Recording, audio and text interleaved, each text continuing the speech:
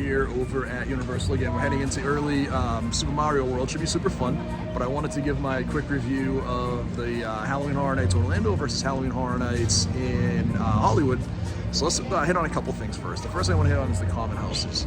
So for the common houses, we had like 4 or 5 houses that were the same. We actually had, we'll go with the first one because it's a little different. So that's the Montrose house, the Latin American Monsters house.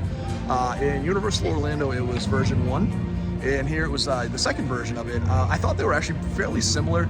I actually liked the one in Universal Hollywood a little bit better. I thought it did a little nicer job with the monsters, a little more creepy.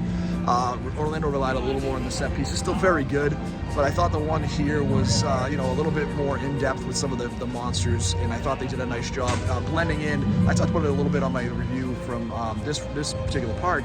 They did a better job with like putting the characters or the workers in robes that let it blend in a little more, and this one was a little more creepy here. So I would say that you had a slight advantage in Hollywood for that one.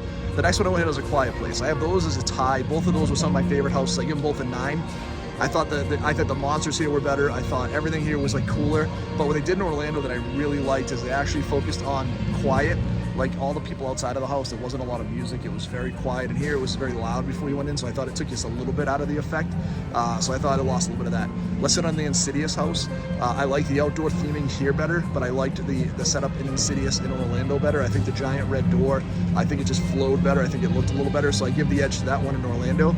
The Ghostbusters, very similar, almost the exact same ride. I actually think the outdoor setup in Orlando was better, but I actually think the ride here was better. I felt like it was just a better setup from a monster standpoint, so I really enjoyed that one quite a bit. And then the last one we want to hit on, Eternal House, which was the female monsters. It was good.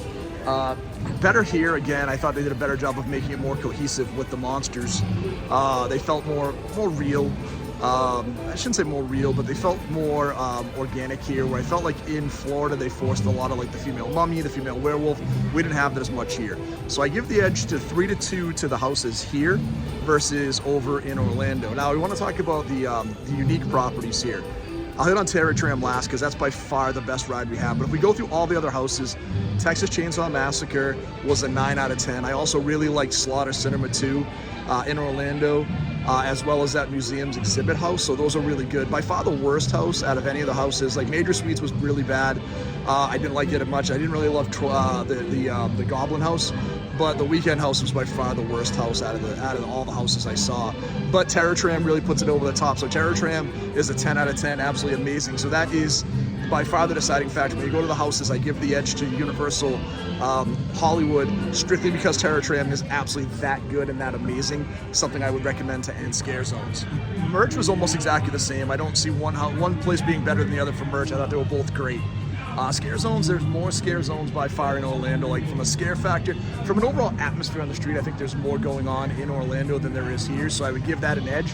But there's some really cool stuff here, and I'm going to talk about that in fun factor in just a second, because I think while there's more of an atmosphere of horror in Orlando, I think the atmosphere of fun is better here. And let's be hitting on a couple of reasons why.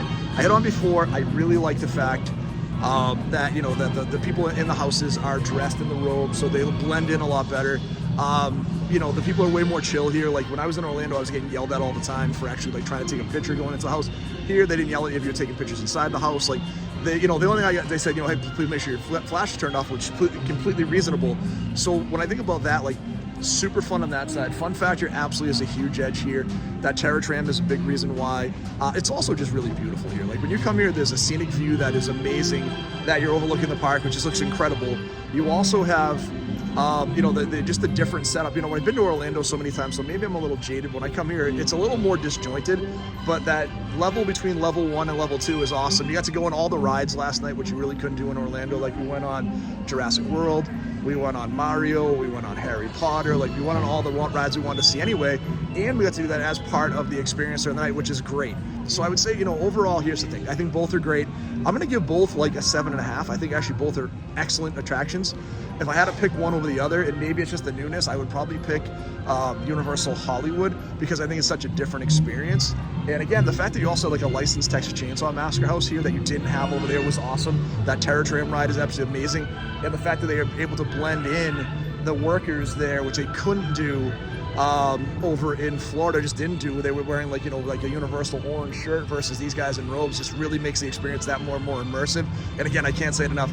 The Terror Tramp absolutely puts everything over the top. It is absolutely incredible. So that's it, guys. I hope you enjoyed the video. If you haven't done it so far, please hit like and subscribe. We have Terrifier 2 this weekend. We have Smile 2 in like 2 weeks. So lots, or Terrifier 3, excuse me. And we have the new Smile movie in a couple weeks, so lots of cool movie reviews coming out. We have a couple more series coming out around like the best requels. So we did the best first sequel, we're gonna do the best requel. We're gonna do movies that deserve it or an amazing remake because they're great movies or had a great concept and could benefit from some of the new technology. So we have all that cool stuff coming up. So like I said, we appreciate all of you. Please hit like and subscribe, and as always, stay scary.